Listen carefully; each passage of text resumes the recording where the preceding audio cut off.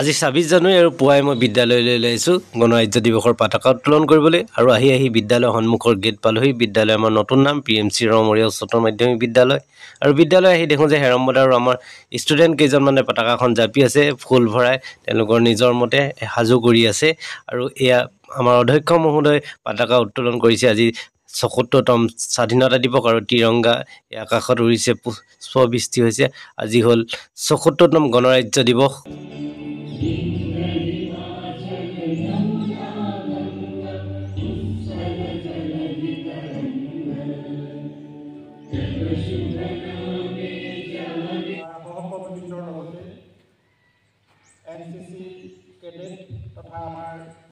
Principal ছাৰে আমাৰ ছাত্ৰ ছাত্ৰীক উদ্দেশ্যি গণৰাজ্য দিৱসৰ তাৎপৰ্যৰ বিষয়ে দুআষাৰ আগবঢ়াই আছে।